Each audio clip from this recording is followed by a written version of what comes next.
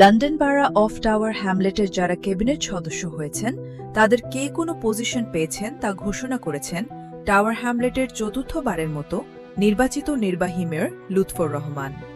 গত ২০ মে tower Hamlet কাউন্সিলের বার্ষিক সাধারণ সভায় কাউন্সিলর ব্যারিস্টার মুশতাক আহমদকে স্পিকার এবং লেন্সবাড়ির কাউন্সিলর ইকবাল হোসেনকে ডেপুটি স্পিকার হিসেবে নির্বাচিত করা হয়। এছাড়া মেয়রসহ ১০ জন ক্যাবিনেটের নাম ঘোষণা করেছেন লুৎফর রহমান। এর মধ্যে ডেপুটি মেয়র হিসেবে আবারও পুনর্নির্বাচিত করা হয়েছে কাউন্সিলর মায়ুম মিয়া তালুকদারকে। তিনি cost and living and equality বিভাগেরও দায়িত্ব পালন করবেন। ফাইন্যান্সের দায়িত্ব পেয়েছেন কাউন্সিলর আবু তালহা চৌধুরী, আর হাউজিংয়ের দায়িত্ব পেয়েছেন কাউন্সিলর সাইদ আহমদ। পুলিশের তথা কমিউনিটি সেফটি বিভাগের দায়িত্ব পেয়েছেন কাউন্সিলর কবির আহমদ। এনভায়রনমেন্টের দায়িত্ব পেয়েছেন কাউন্সিলর সাফি আহমদ এবং কালচার অ্যান্ড লেজারের দায়িত্ব পেয়েছেন কাউন্সিলর মিনারাউদ্দিন।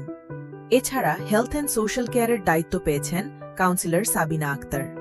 চিলড্রেন অ্যান্ড ইউথ সার্ভিসের দায়িত্ব পেয়েছেন কাউন্সিলর ফয়সল আহমদ এবং জব অ্যান্ড স্কিলের দায়িত্ব পেয়েছেন নতুন কাউন্সিলর সোনালী বেগম।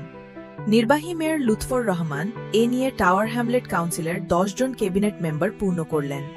নবগঠিত ক্যাবিনেট সদস্যদের ব্যাপারে আশাবাদ ব্যক্ত করে মেয়র লুৎফর রহমান বলেন, যাদেরকে দায়িত্ব দেয়া হয়েছে তারা সততা, নিষ্ঠা এবং আন্তরিকতার সাথে টাওয়ার হ্যামলেটাসের সর্বস্তরের মানুষের সাথে কাজ করবেন এবং তাদের জীবনমান উন্নয়নে নিয়োজিত হবেন। BBT London.